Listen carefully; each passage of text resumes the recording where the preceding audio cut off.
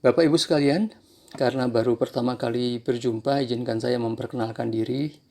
Nama saya Budiawan, lengkapnya Budiawan Anggraitono. Pendidikan S1 saya Chemical Engineering di ITB. Jadi kalau ada yang butuh cairan pencuci darah, insya Allah bisa saya buatkan mesin produksinya. Ini bukan iklan, serius ini, nggak bercanda. Saya bisa buatkan loh mesin produksinya, tapi ya bukan ngasih cairan pencuci darahnya. Pendidikan S2 dan selanjutnya lebih banyak di bidang bisnis, utamanya sales marketing. Selama 35 tahun karir profesional saya bekerja di banyak perusahaan, di antaranya RCTI, Unilever, British American Tobacco, Coca-Cola. Alhamdulillah, 20 tahun berkarir di bagian Sales Operation Management dan Trade Marketing. 5 tahun terakhir sebelum saya mengambil pensiun dini, saya berkarir di Human Resources dan selanjutnya mandiri sebagai konsultan di area Sales and Marketing Management.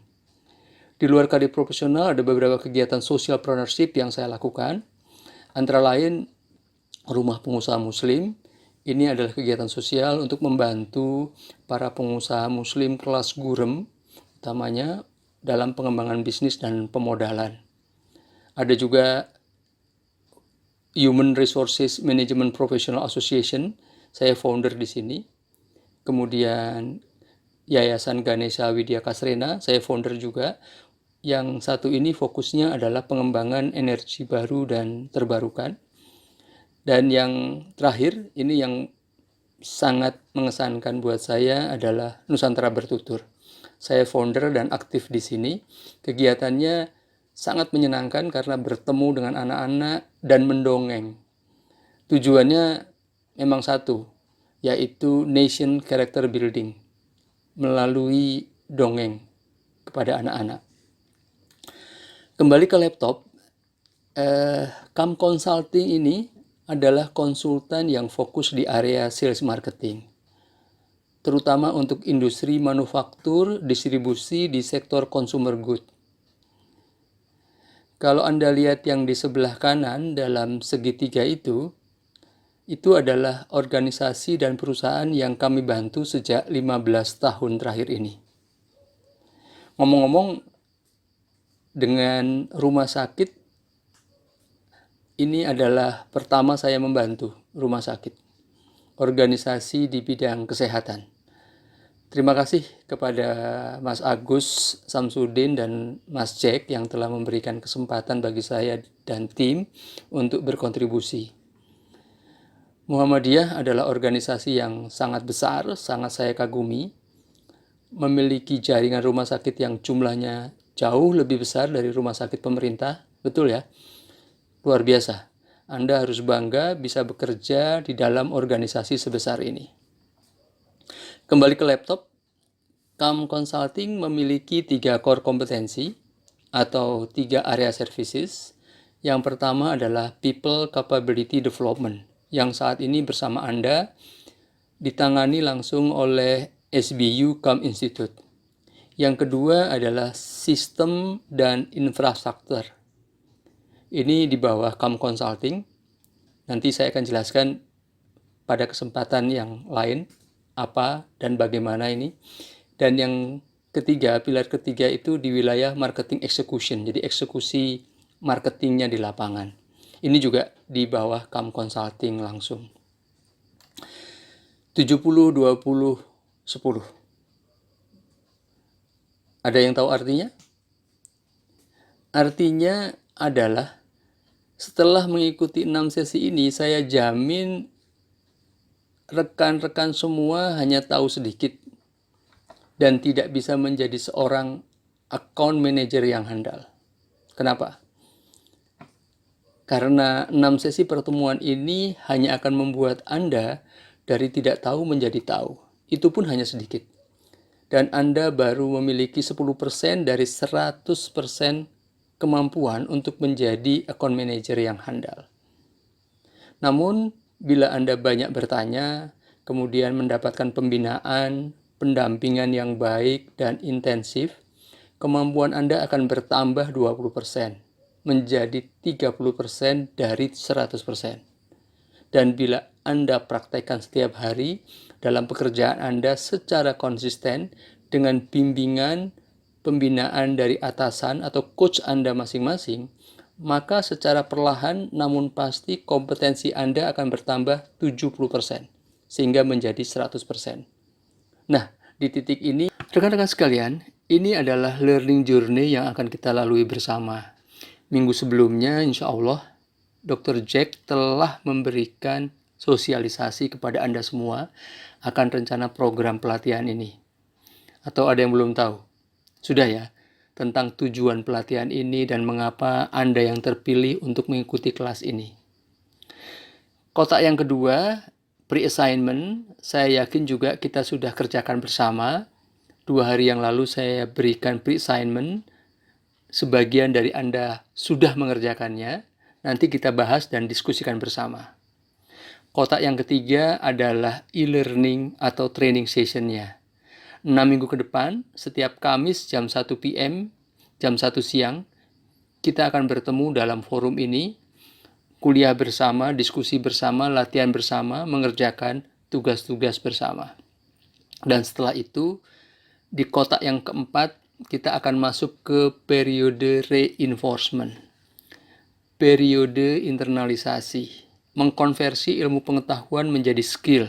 Dari yang tadinya tahu menjadi bisa. Ini adalah periode infield coaching atau mentoring. Untuk memastikan semua yang kita pelajari selama 6 kali pertemuan ini tidak hanya menjadi pengetahuan, namun menjadi skill, menjadi kemampuan yang Anda miliki. Framework developernya seperti ini. Idealnya sih dimulai dengan assessment rekan-rekan semua, sehingga kita sama-sama tahu dari mana kita harus memulai pelatihan ini. Supaya kita nggak terlalu maju ke depan atau nggak terlalu mundur ke belakang. Tapi baiklah, karena satu dan lain hal kita nggak bisa lakukan ini, rekan-rekan melakukan self-assessment sendiri ya. Jadi mulai ngukur-ngukur diri, kira-kira materi yang saya berikan itu sudah terlalu jauh atau malah terlalu awal. Atau Anda sudah tahu semua gitu. Jadi tolong nanti saya dikasih feedback sehingga kemudian saya bisa menyesuaikan supaya bisa lebih efektif.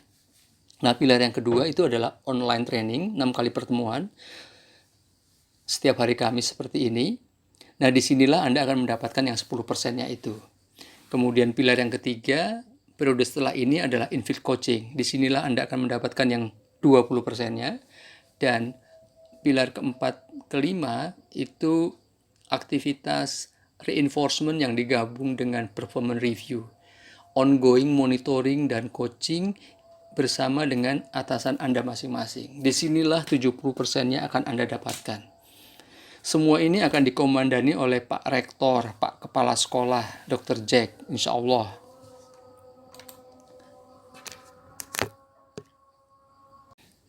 Rekan-rekan sekalian, dalam setiap unit usaha, unit bisnis atau perusahaan, bisnis goal-nya adalah revenue, profit, dan market share.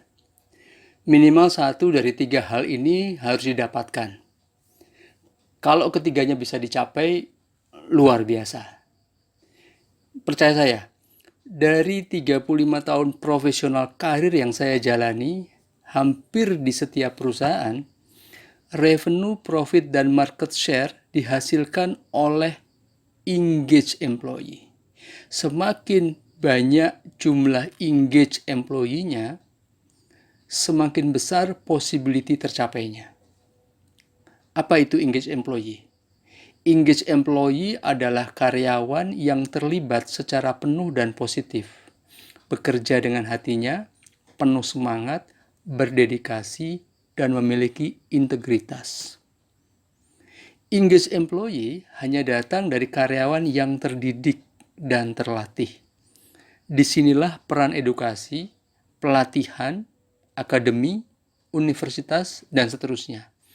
Dan inilah alasan utama mengapa Anda semua ada di sini sekarang. Dalam 6 minggu ke depan, kita akan bersama-sama melakukan perjalanan ini di setiap hari Kamis jam 1 siang. Kita bagi menjadi 2 sesi, 2 kali 40 menit supaya ada breaknya. Sekarang kita sedang berada di sesi 1, di mana Anda semua mendapatkan program introduction, learning journey-nya, dan setelah itu kita akan bahas bersama terkait dengan Komite Etik Rumah Sakit dan Pelayanan Rumah Sakit. Nanti di sesi kedua, kita akan bicara mengenai pemasaran rumah sakit dan key account management prosesnya. Key account management proses ini cukup panjang, sehingga di sesi ketiga kita masih lanjutkan bersama dengan understanding consumer atau pengguna atau pasien ya. Dan di sesi keempat itu adalah customer market landscape. Kita akan diskusikan siapa customer kita, bagaimana kompetisinya, dan bagaimana kita bisa memahami profil mereka. Di sesi kelima, kita akan masuk dalam bahasan yang terkait dengan connecting with customer. Bagaimana kita membangun relationship bisnis dengan mereka. Dan membahas proses sellingnya. Mulai dari mengidentifikasi peluangnya apa dan saling prosesnya seperti apa. Termasuk handling objection. Di sesi ke-6 kita akan bicara mengenai business plan. Mudah-mudahan ini kita bisa lalui dengan lancar. Kalau toh misalnya bisa selesai lebih cepat, alhamdulillah. Jadi kita tidak harus paksakan 6 sesi. Tapi mudah-mudahan tidak lebih dari 6 sesi kita bisa selesaikan semua ini. Secara garis besar ada 2 periode berarti ya, yaitu periode e-learningnya melalui webinar seperti ini, dan kemudian periode infield coaching di mana saya bersama-sama dengan Anda satu persatu tentunya kita bersama-sama di lapangan untuk memastikan apa yang Anda ketahui kemudian bisa Anda lakukan dengan baik. Sebelum kita memasuki topik ini, izinkan saya bertanya sekali lagi, apa peran, tugas, dan tanggung jawab Anda saat ini? Apa role, task, dan responsibility Anda saat ini? Jangan dijawab, maksud saya jangan semuanya menjawab supaya kita tidak kehabisan waktu.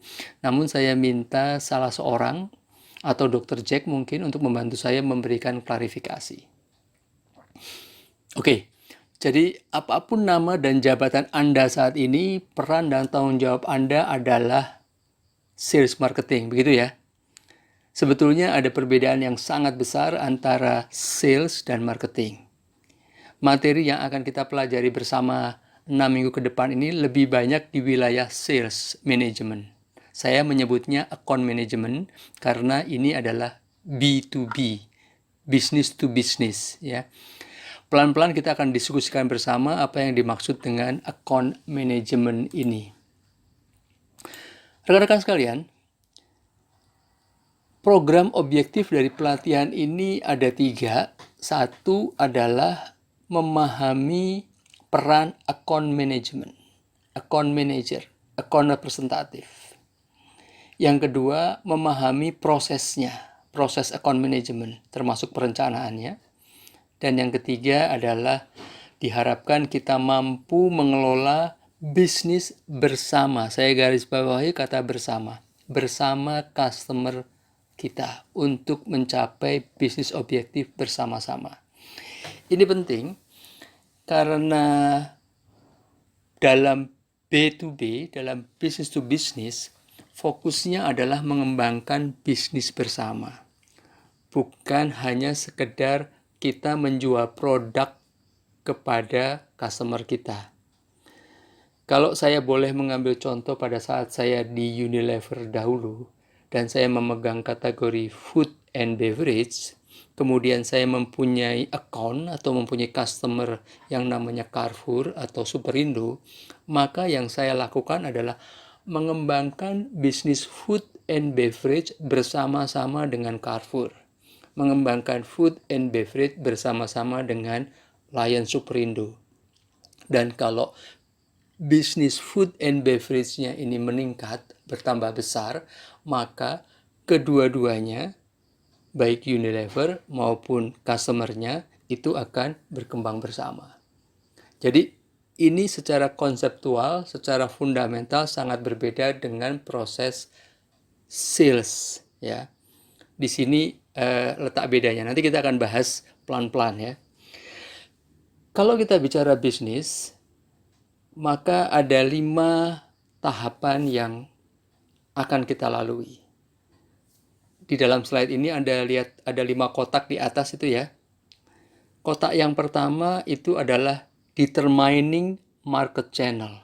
Artinya, tahap paling pertama sebelum kita melakukan sesuatu adalah kita mendefinisikan dulu pasar apa yang mau kita garap.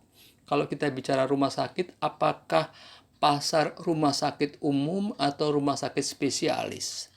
Apakah rumah sakit anak-anak atau rumah sakit ibu dan anak? Nah, ini kita harus tetapkan dahulu. Harus kita tentukan dahulu. Setelah itu kita membuat profiling. Kita gambarkan, kita deskripsikan, kita lukiskan, kita detailkan apa yang dimaksud dengan kotak pertama tadi. Jadi kalau kita mengatakan ini adalah rumah sakit anak-anak, maka profilnya seperti apa?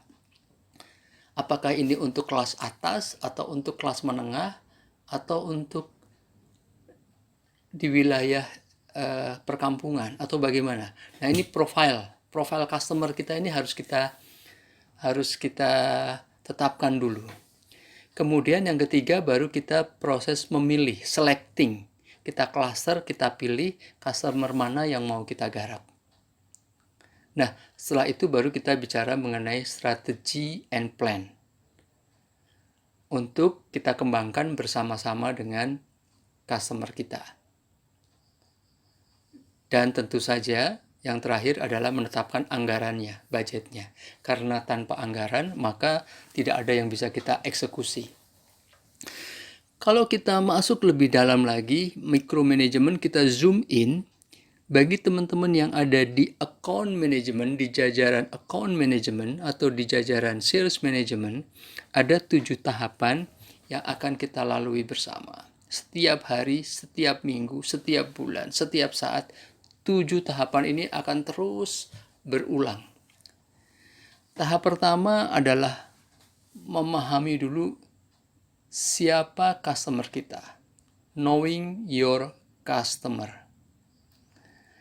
Ada sebuah alat yang saya sebut sebagai account file. Jadi ini adalah live dokumen hidup, di mana isinya adalah segala informasi yang terkait dengan customer kita. Ambil contoh misalnya customer kita adalah salah satu perusahaan asuransi, maka di dalam live dokumen ini harus ada detail segala informasi yang terkait dengan perusahaan asuransi tersebut. Bukan saja nama perusahaannya, alamat kantor, telepon, organisasinya, nama-nama kontak person, orang-orang kunci di dalamnya, tapi juga masuk ke hal-hal yang jauh lebih detail, misalnya strategi perusahaannya, rencana perusahaannya, kegiatan-kegiatan bulanannya, kalender tahunannya, dan seterusnya. Bahkan kalau perlu, kita punya data-data yang sifatnya rada-rada pribadi, rada-rada personal, misalnya ulang tahunnya. Ini tentu saja kita fokus kepada orang kuncinya ya, hobinya apa, seperti itu. Ini penting. Kenapa? Karena di tahapan kedua, yaitu tahapan membangun hubungan bisnis, maka informasi ini akan membantu kita untuk mempercepat proses building relationship-nya. Semakin sedikit informasinya, maka semakin sulit kita membangun hubungannya.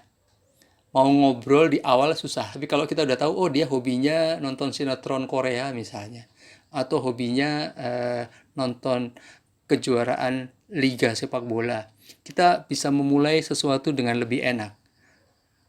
Jadi tahapan kedua ini sangat tergantung dari tahapan yang pertama. Tahapan kedua ini yang kita katakan sebagai account penetration. Jadi yang pertama adalah account filing. Kita mendokumentasikan sedetail mungkin customer kita. kemudian kita masuk ke tahapan kedua, yaitu account penetration. Mengenal lebih dalam, sedalam-dalamnya, mengenal benar. Sehingga kemudian kita bisa menjadi akrab, bisa berhubungan dengan baik, bukan hanya hal-hal yang formal, tapi juga hal-hal yang informal. Sehingga dia mau curhat kepada kita, dan kemudian kita bisa tahu kira-kira apa masalah yang dia hadapi, apa rencana-rencana ke depannya, apa hot buttonnya, apa yang membuat dia sedih, apa yang membuat dia gembira. Dengan demikian, kita bisa masuk ke tahapan ketiga, yaitu mengidentifikasi peluangnya. Nah, ini adalah kunci awalnya. Begitu kita bisa mendefinisikan peluangnya, maka kita mampu untuk menawarkan produk atau jasa. Karena apa yang kita anggap peluang sebetulnya bagi mereka adalah masalah, adalah gap. Jadi, begitu mereka ada masalah, maka tugas kita adalah mencari solusi terhadap masalah itu. Dan solusinya tentu saja produk atau jasa yang mau kita tawarkan, yang kita kemas dalam sebuah proposal bisnis. Inilah yang kita katakan sebagai creating solution and value proposition. Jadi proposalnya itu kita kemas sedemikian rupa sehingga memberikan nilai tambah, merupakan satu jawaban atau satu solusi atas masalah yang mereka hadapi. Dan selanjutnya adalah kegiatan selling, presenting the solution. Kita presentasikan, kita paparkan, kita jabarkan apa solusi yang bisa kita tawarkan untuk menyelesaikan masalah yang mereka hadapi. Disinilah aktivitas selling itu sebetulnya dilakukan di tahapan ke-6 ini. Dalam beberapa kasus kita terpaksa harus masuk ke tahapan negosiasi. Tapi saya harap kita tidak pernah masuk ke sana. Karena begitu kita masuk tahapan negosiasi, maka urusannya menjadi panjang, bahkan bisa berdarah-darah. Ada banyak yang kita korbankan. Jadi sebaiknya kita stay di tahapan selling saja. Dan kalau selling ini kemudian berhasil, artinya proposal kita diterima dengan baik, maka kita selanjutnya adalah mengeksekusi kesepakatan yang sudah diambil. Kita monitoring pelaksanaannya. Dan yang terakhir, tentu saja kita review apakah yang sudah kita laksanakan itu sesuai dengan kesepakatannya, atau semuanya sudah sesuai antara pelaksanaan dan kesepakatan, tetapi ternyata hasilnya tidak mencapai bisnis goal yang kita tetapkan. Berarti ada kesalahan dalam perencanaannya.